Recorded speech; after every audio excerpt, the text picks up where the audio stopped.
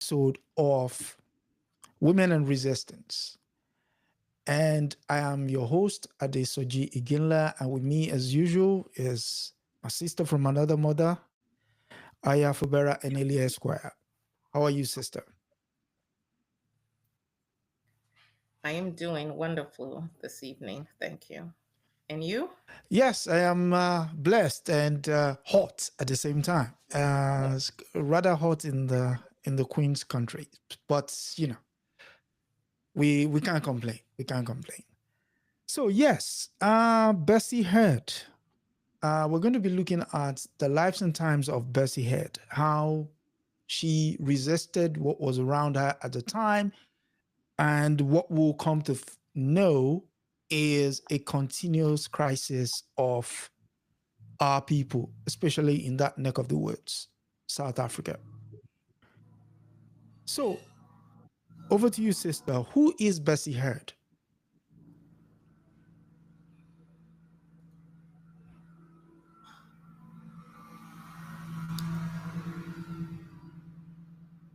I pause only because I need to get to Breathe. her. Yeah. I need to get to her. Hmm.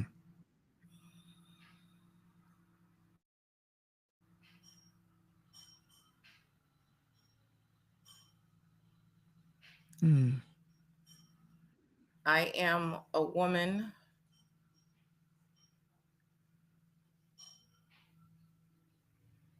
who can trace no roots. Clearly, I come from somewhere and from some people, but I never knew my people.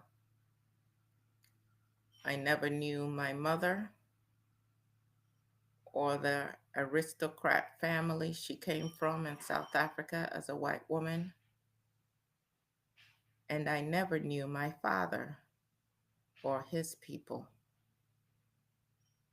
My father, who was described as a stable boy, the term that white men and women felt was their calling, their power to always reduce us to an infantile state as Black people.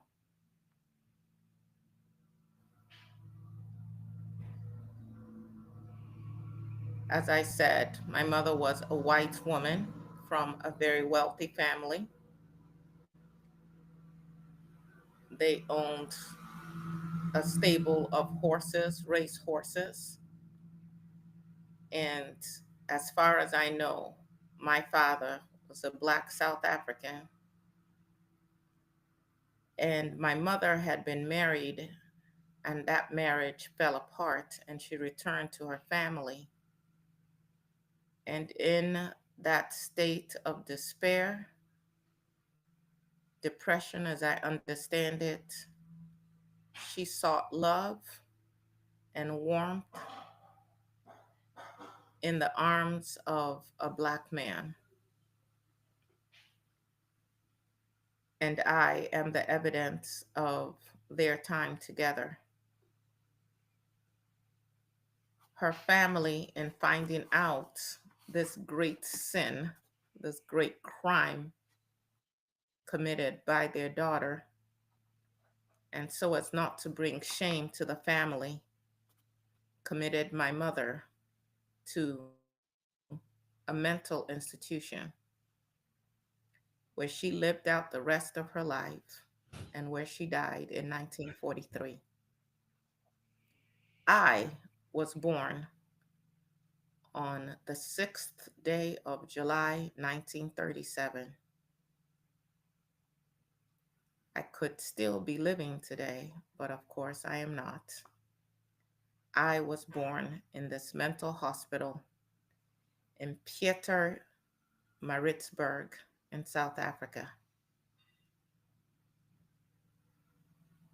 The reason for my peculiar birthplace was race. Hmm. My mother was judged insane and committed to this mental hospital while pregnant. Her name was Bessie Emery.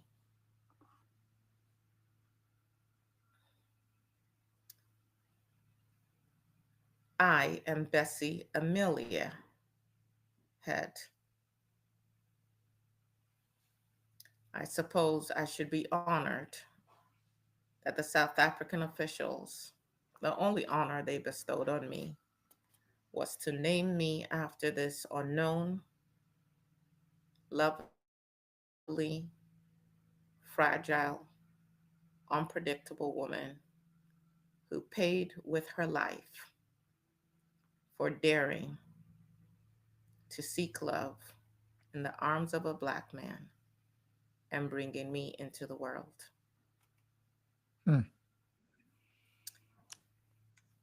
The So, origins of my birth were mhm. to shape so much of the life that I lived. Can you imagine having no concept of who your people are, and yet needing to figure out who you are? Hmm.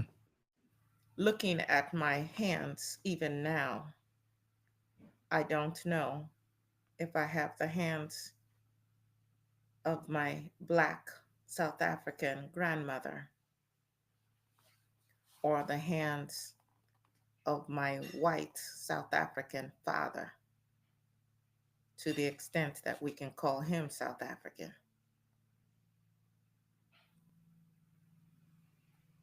I was Hmm. an anomaly to myself, a mystery to myself. Some may say I inherited my mother's constitution as I battled my own mental health challenges throughout my life. But to the extent that you find it of value to talk with me and to want to know my thoughts and to read my books, is a triumph of sort, I would imagine. Hmm. I am So, certain I was not the only one to have such an auspicious birth. I will stop there. okay. So given the very unusual circumstances, even by the most of humane on normals of standards of your birth, what was your childhood like, if you can recall any part of it? Childhood, what is that? When I think of the only child I bore, Howard, I imagine childhood should be a time of love and nurture and self discovery, connection. I was initially adopted by a white family. And I suppose as my color came in, they realized that they did not have a white child. And again, I faced rejection. One may wonder, at what point do we recall who we are and our experiences? Are there things that are imprinted on our memories when we are not yet aware? Rejected by my birth grandparents, snatched away from my mother, made powerless for her sin, rejected again for being born the wrong color, Eventually, I was given to a colored family. To understand my story, you have to understand something of South Africa Mm-hmm. and the stratification of people and the hierarchy. White people on top, of course, men always at the apex, and then the coloreds, and then the utterly despised Black people, and then the likes of me who fit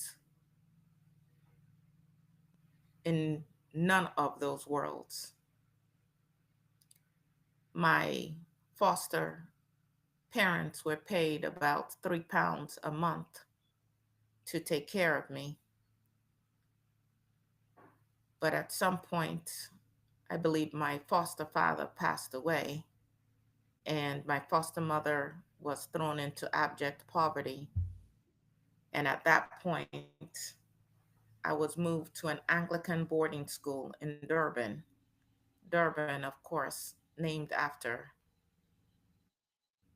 a white colonizer.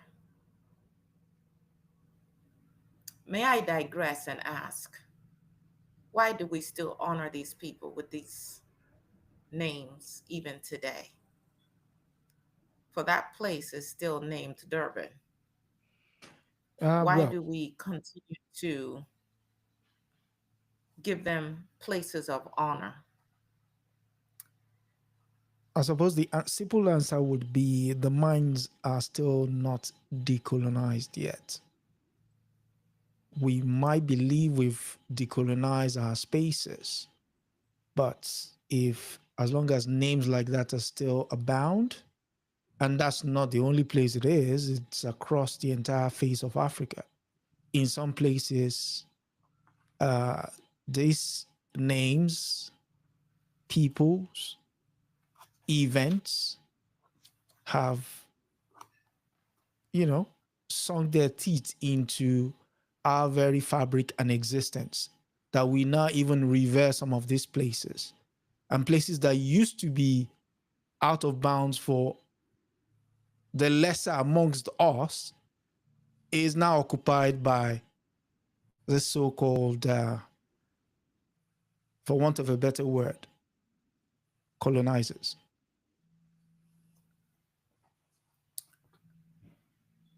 Upon taking me to this Anglican boarding school, may I say, I loathe Christianity.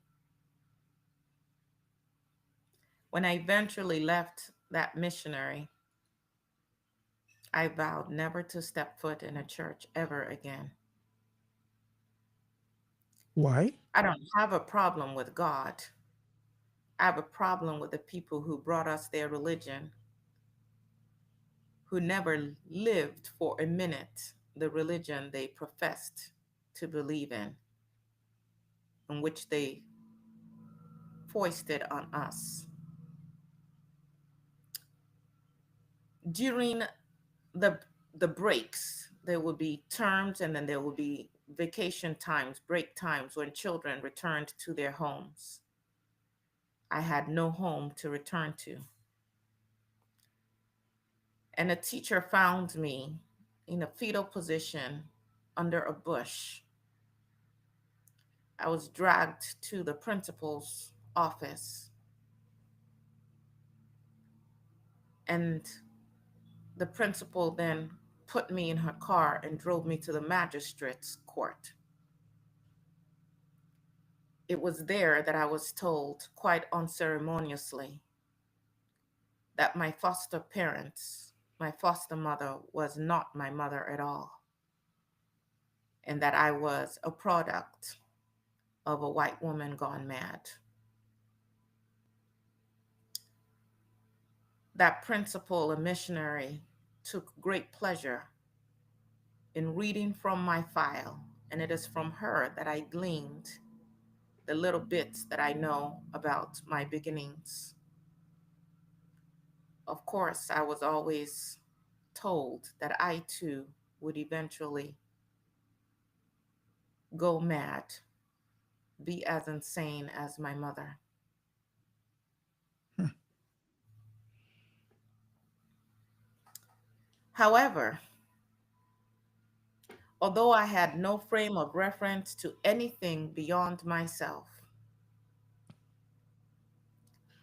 I was an avid reader. My mother had made one request that her money, some of her money, be set aside to ensure that I was educated.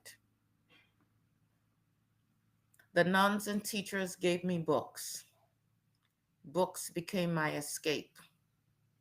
I would read everything: Dickens, Emily Bronte, African folk tales. In those pages, I found worlds where I could exist, sometimes without shame. I wanted to be a teacher, and I managed to qualify at the age of 16. Teaching was noble. It should always be considered a noble profession, but it was also cruel in the townships. I taught in a place called Clearwood and later in Cape Town. But teaching Black children, for that is all I could teach under the laws,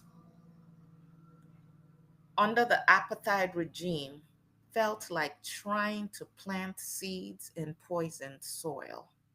Hmm. The very fabric of our humanity was con- constantly being shredded. How do you learn? How do you grow when your very humanity is questioned? So I walked away from the classroom and I headed to Johannesburg, where I found a different voice. I became a journalist. I wrote for the newspaper, the Golden City Post. How ironic. I suppose maybe from the gold that was being stripped from our land, land which we no longer owned, land of which we had been dispossessed. I wrote under the shadow of censorship. I flirted with the Pan African Congress, talking politics in dusty cafes, and I tried to make sense of a world that told me that I was both too much and not enough all at the same time. Hmm. My internal conflict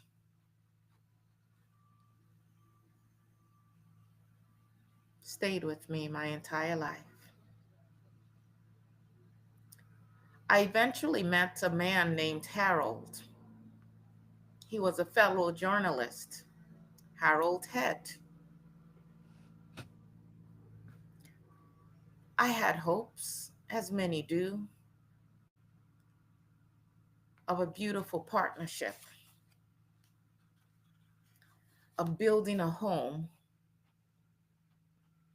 of finding a place where I belonged, some steady ground, some sense of stability, something to anchor me. We had a son together. I told you his name was Howard, Harold. Yeah. my boy, my only child. He became the steady presence in a life that even I must admit was marked by chaos. But my marriage did not last. Hmm. I ultimately divorced and decided to apply to teach in Botswana after some friends of mine had gotten caught up with the South African apartheid regime and I had been called to testify. But South Africa would not grant me a visa to go to Botswana, and the only way I could go was through an exit visa of sorts. In other words, I had to renounce Your citizenship, my citizenship. which you don't But so have. desperate was I, yes, that I did leave for Botswana, a refugee, and it would take quite a few years before Botswana finally would find it worth their while to grant me citizenship. Hmm.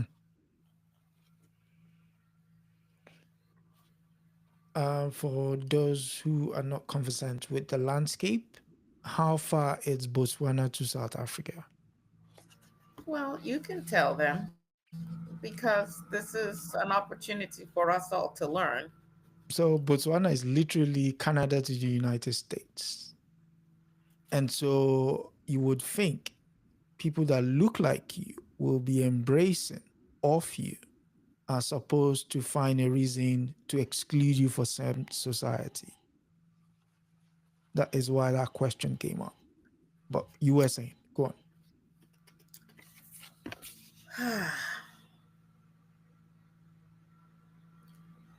I never remarried, not because I couldn't, but because I wouldn't.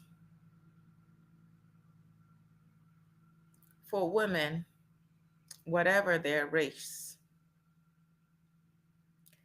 marriage was supposed to be salvation, supposed to make an honest person of you,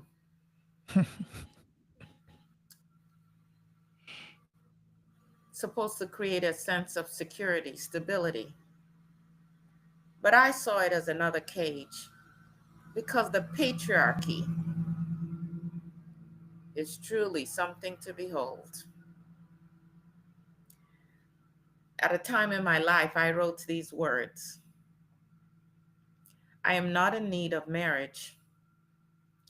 I am in need of a deep, pure soul to meet mine.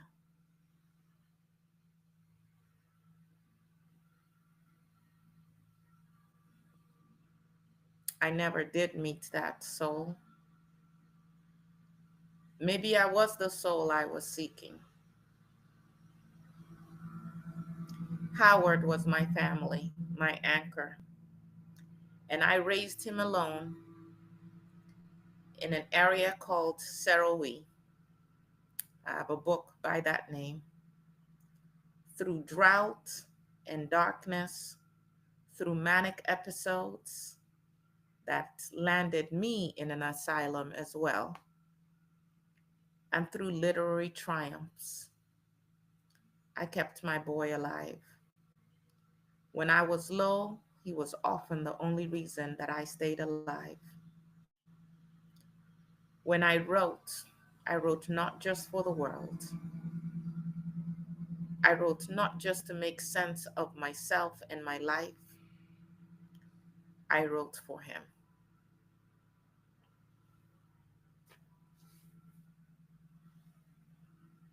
Hmm.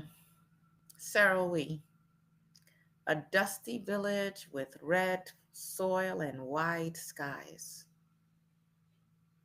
It was there that I began to write in earnest. I'm not quite sure how, given the abject poverty, given my status as a foreigner and a refugee. Refugee. I lived in poverty with no electricity, no running water. I grew my own food. And in 1968, I wrote my book, When Rain Clouds Gather. It was the story of an exiled South African in a Botswana village. It was my story, fictionalized. And some parts of the world began to take notice.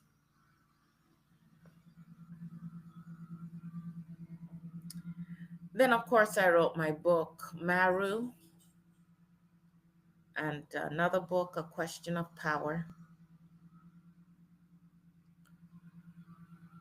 That book, it nearly destroyed me.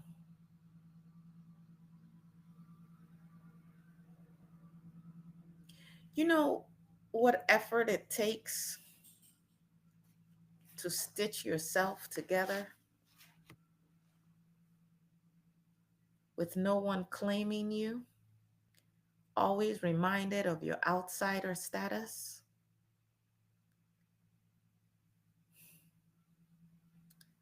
For all my eloquence and my mastery of language, I cannot begin to convey to you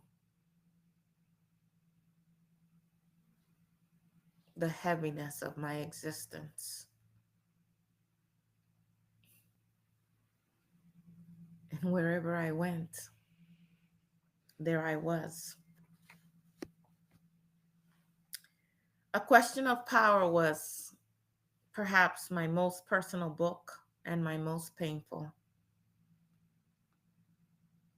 Elizabeth, the protagonist, she was me, a woman broken by exile, by mental illness, by spiritual torment. What is it about this religion imposed on us Mm. that tells us about a loving, benevolent God? But the carriers of that religion, those who would teach us the religion, were anything but benevolent.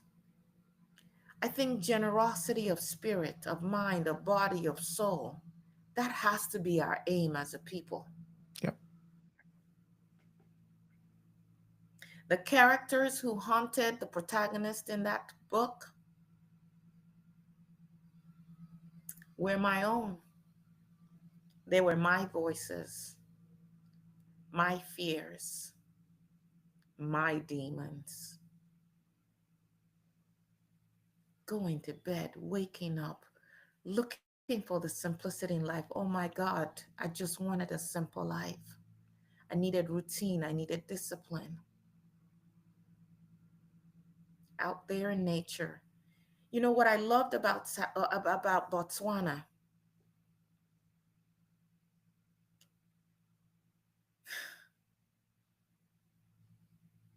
was even as it was being impacted by the same colonizers who had claimed every inch of South Africa and imposed their will on every human being in South Africa, wherever we were. In Botswana, there were some islands, some areas where we could aspire to own ourselves, aspire to eke out a living without the breath and hatred of white people constantly on the base of our necks.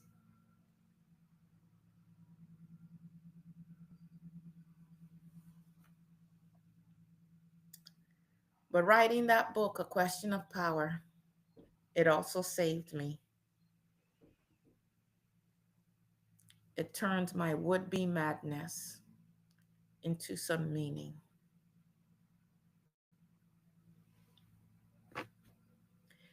People say I wrote about exile, a physical exile, but it was so much more than that. Many of you may not have experienced a physical exile, although too many in the world have. Yeah.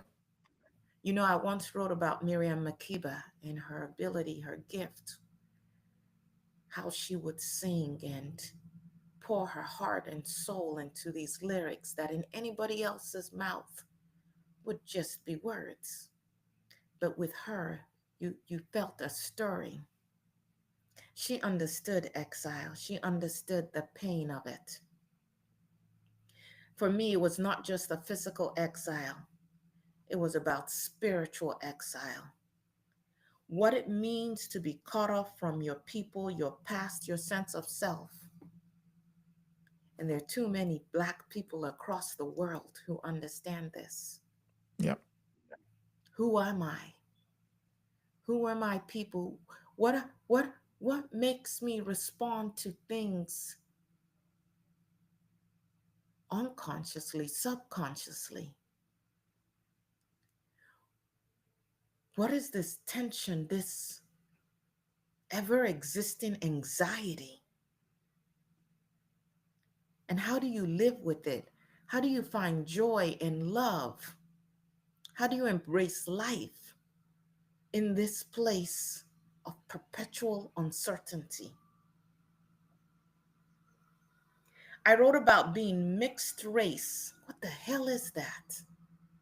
In a world that demanded binaries. I Oh, was both and neither and always in between. My hair.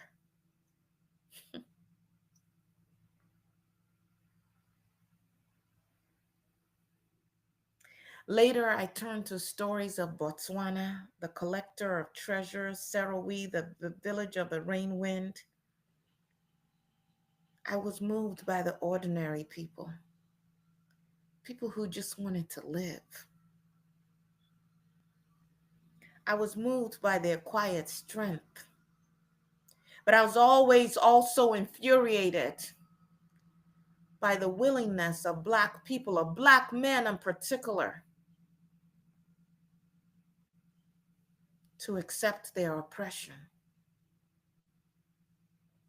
the constant humiliation, to turn around and internalize that hatred, that sense of inferiority that had been projected on them, and to do the same to one another. But I admired the quiet dignity of the ordinary people, those who were constantly in this dance with nature, trying to live, finding reasons to make love and procreate in the midst of so much pain and poverty and hunger. I admired their integrity, their communal spirit, and in my writing, I wanted to honor them. Stateless for years, no passport, no nation.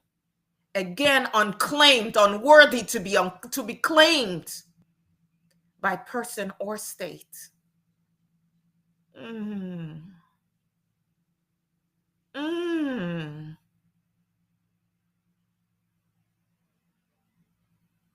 And the world never learns. These oppressors never learn, calling on a God with their heartless, hollowed out hearts. Today, in a place called Gaza, mangled bodies,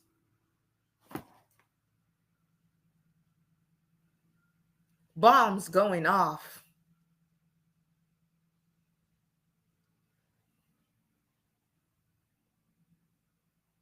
ripping apart the fabric of human beings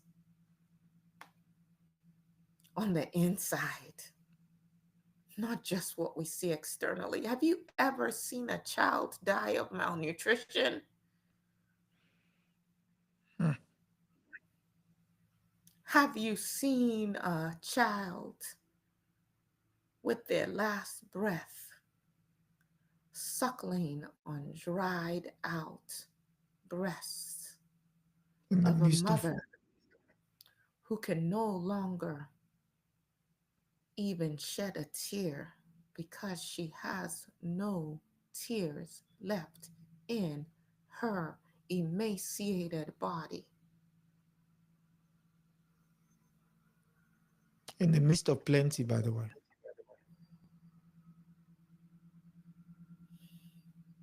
I was a writer with no homeland.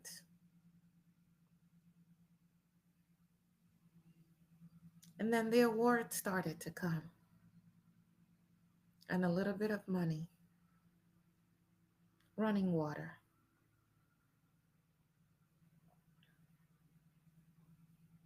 Hmm. Then there were fellowships, invitations to speak. I remained cautious. My application for citizenship denied. I never bothered to apply again. And then one day, I was granted citizenship. I guess I had finally done enough in the world to be claimed. Botswana needed to claim me as their own, as this author, this writer. It was then that I was able to travel, attend conferences, and speak. The literary world supposedly admired me, but how can you admire really what you don't understand? Understand? Yeah. Nor do you really want to understand, because to understand would be to accept a condemnation that is all of your own. To understand me is to look in the mirror and question how you can sit gorged with plenty while so many innocent lives were slaughtered for your progress, for your success. Can you imagine a people who create the circumstances of your life turning around as you cling to whatever life you can spin? Can you imagine them turning around, sitting in their lofty seats to proclaim you as difficult?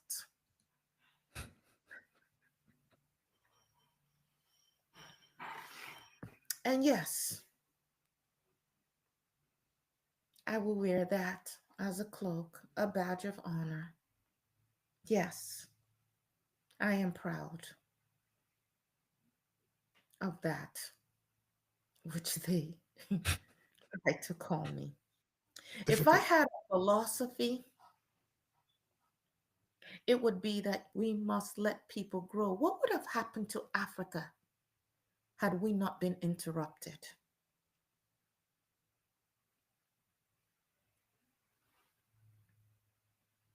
How miserable would be these colonizers had they not found a people and a land, and like parasites, they preyed on us, sucked the very living essence out of us.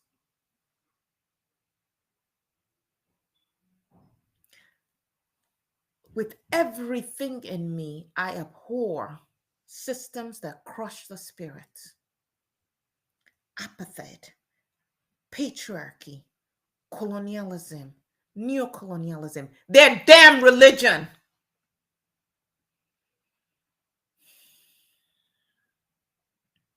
All of it must be dismantled. And if you're listening to the sound of my voice and you have been seduced, sucked into their way of life and thinking, unable to conceive of a world different from their systems and their hierarchy, I pity you. We must get quiet enough in our spirits to imagine a different way. Something African leaders seem not to be able to do. Independence? What independence?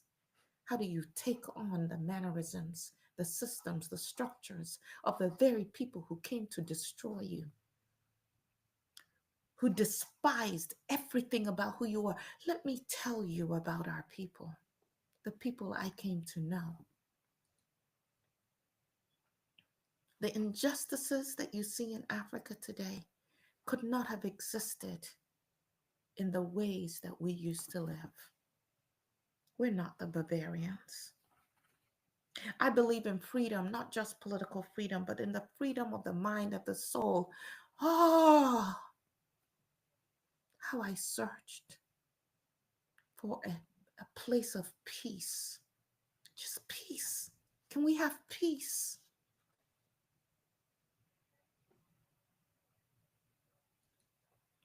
Can the so called illegal immigrants in the United States just have peace? Can Gaza have peace? Can my brothers and sisters, my little children, grandchildren in Congo, can they have peace? Can we have peace in Liberia? Can we have peace? Can we have peace across the world? But these systems, they are designed to crush and to make us conform. And so we find ways of escape. Some of us literally go mad.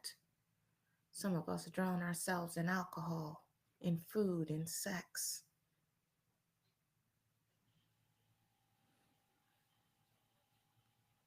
I was drawn to mysticism. I was drawn to African spiritual traditions. I was drawn to Hinduism, Eastern thought, but not their damn Christianity. I trusted no dogma. At one point, I wrote these words: religion must have no boundaries. It should be as wide as the sky. We don't need religion. Actually, that was the wrong term. I should have talked about that spirituality of a connection that you know you have with God. God, whom I see as generous. And it's that generosity of spirit that we must reclaim. That is how I have tried to live, searching, questioning,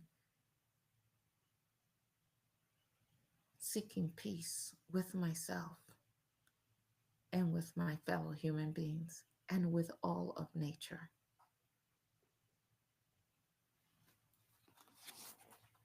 Mm.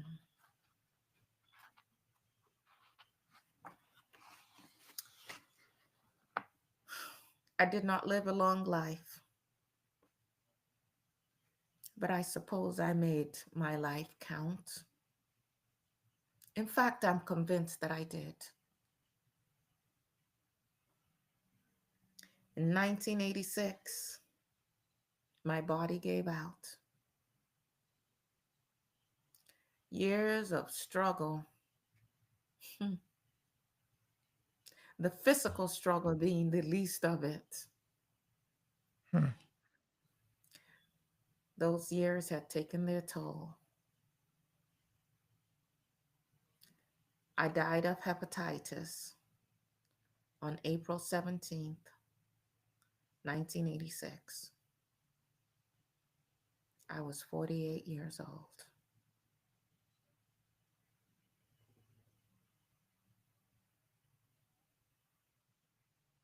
But through all my travails, through the peculiar state of my birth and life,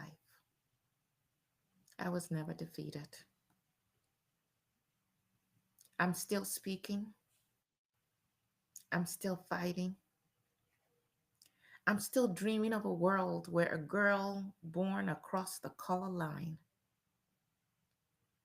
a girl born wherever in the world and in whatever way she shows up, can grow up whole.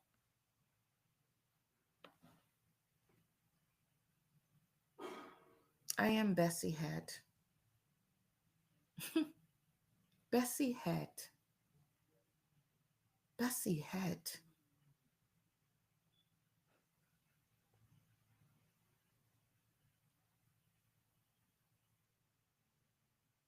How many of you bear names that you have tried to make your own, but you wonder what you would have been called? Hmm.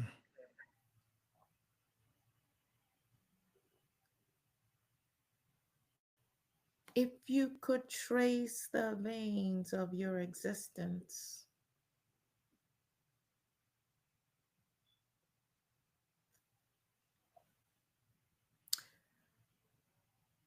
I am a writer, I am a mother, I am an exile, I am a dreamer. My story is mine. And despite all of the machinations of evil people who still exist on exalted thrones, still inflicting their evil, their unresolved demons on others, I live on. And I encourage you to read my books, not because I would think myself so amazing, but for the lessons that I believe they hold. I wrote in my preface to Witchcraft, I like a repetition of everyday events, the weather, the sunrise, or going to the spot every day. It's interesting what you can find when you pay attention, depending on whether that spot is hallowed ground. I believe you spoke with Wangari Maathai, and she talked about the stories her mother had told her, and the tree and the sacredness of that ground, which, having been defiled, affected everything around it, including their water Yeah. source. Yeah. I am most unhappy in unholy places. Do you find yourself struggling to find joy? Perhaps you are in an unhappy place, in an unholy place. So while knowing my ideal and the simplicity of my own needs, I continually lived with a shattering sense of anxiety that human beings are unfortunately set down in unholy places. And South Africa, the place of my birth, I swear it has to be the unholiest of all places.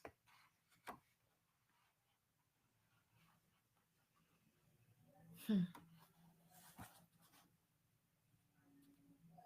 For those of you seeking power, a word of caution.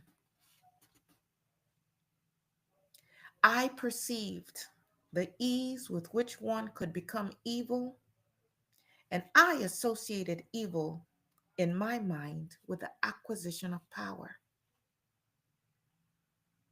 How many of us get into positions of some influence, of some power, and turn evil? Huh. Hmm. Be careful what you seek.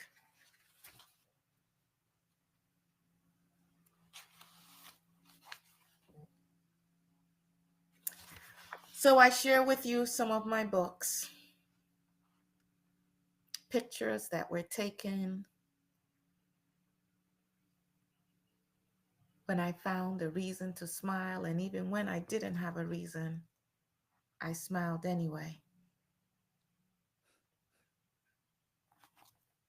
A woman alone. Yep. When rain clouds gather. I suppose you may have some of my writings as well. Yeah. A question of power. A woman alone. And there is one she did with Ngugi wa Thiong'o. Where is that? Ah, Ngugi. And that is to show you that I may be an ancestor, but not that old, because Ngugi still walks The the face earth. of this earth. Yeah, Some of just your parents might be the same age. Yes, to stir the heart. Others have included my short stories in anthologies. This is one, Africa South Contemporary Writings, and I am one of many writers whose stories were compiled in this book. My books, my writings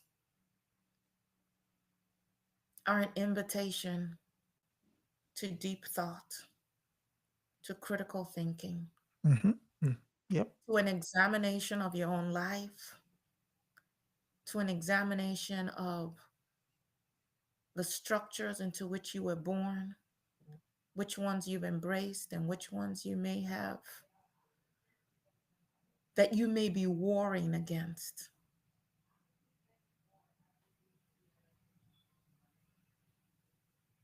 I would love to be in conversation with you about my books, about my writings, about my thoughts.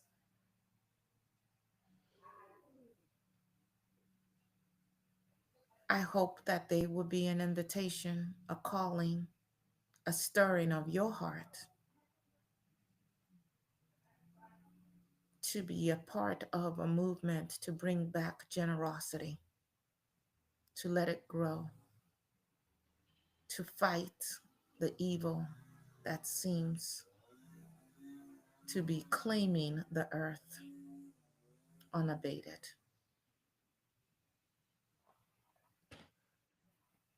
You also made a forecast in A Woman Alone, and indulge me.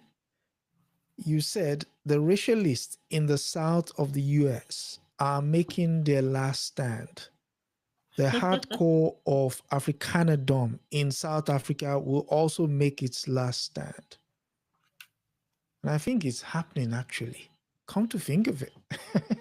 Right now, Yep. I understand that the madman that the Americans chose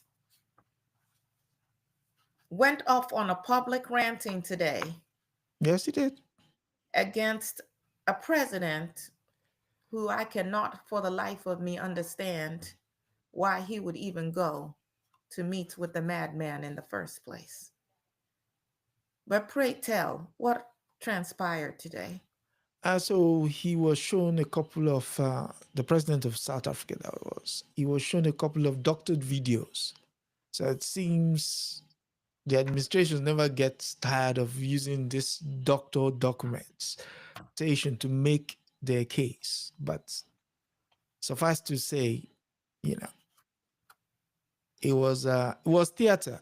But beyond that, it just shows, as you said in one of your forecasts, that they would make a last stand. And another good doctor that we know would often say they're going to break it. And they are breaking it. So we're here for it. Let me say this to all of you. And I'm going to read from my book, A Woman Alone.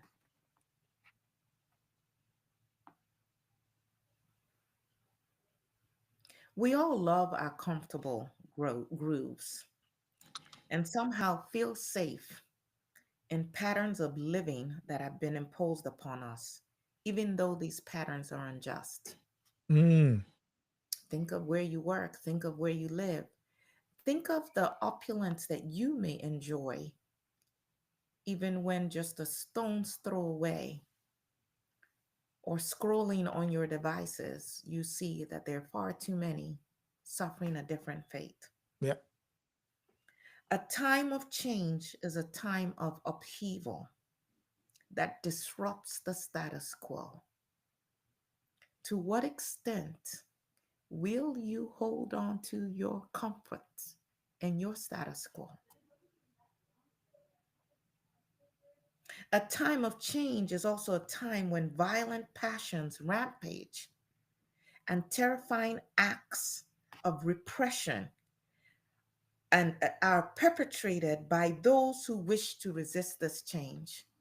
What we are seeing right now, yes, are the dying gasps of people who know better than maybe those of us who are still being oppressed by them that they are indeed dying. Mm. We must resist. You must resist with whatever tool you have at your hand. You must resist. Mm. Speaking of resistance, the resistance continues next week with Rebecca Lee Crumpler. Aha. And it's important to continue this conversation because we have loads and loads of women to come, each with their own individual way of resisting oppression, imperialism, racism, patriarchy, and what have you. And we don't just do this because we choose to, but it's because lessons have to be learned. Some of the problem with the world we exist in today is because oftentimes and not, we've not learned from the past. What is transpiring currently in the United States has gone on before, but because we fail to connect the dots, we don't see it happening. So again, women and resistance, it's There is so much, if I may. And for those of you who have been listening and who have been sharing and hopefully thinking through this, paying attention to all the ways that women have resisted, and to our men, paying attention to the impact of patriarchy mm, on our quest for freedom. Um, One of the things I observed in Botswana was the breakdown of the family. Of course, we saw that in South Africa, where men were extracted and sent to mines and to plantations. And mothers sometimes even will give birth and then leave their children with their grandmothers so that they could go and serve as servants in the townships. And that fabric of the family becomes frayed. During my years in Botswana,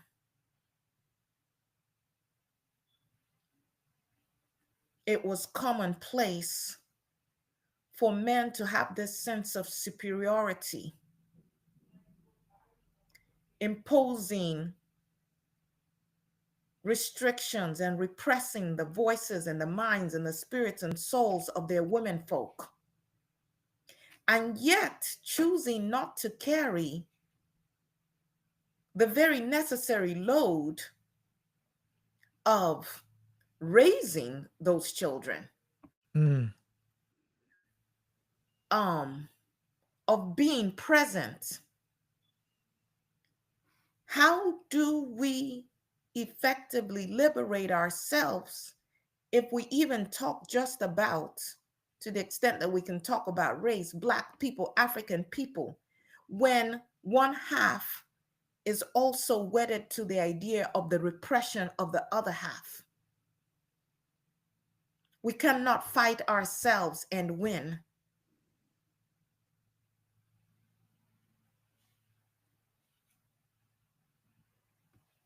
mm, We have so many fronts in terms of this repression that we must examine and be willing to confront. And I know this will not garner me many admirers, but we must look at the role of religion and how it has conquered our minds. And I write about this extensively in my work. We must look at the role of imperialism. We must look at white supremacy. We must look at patriarchy. We must look at tribalism. How can I, as an African, be in another African nation and be nationless? Are we not one people? Did we not come from one source?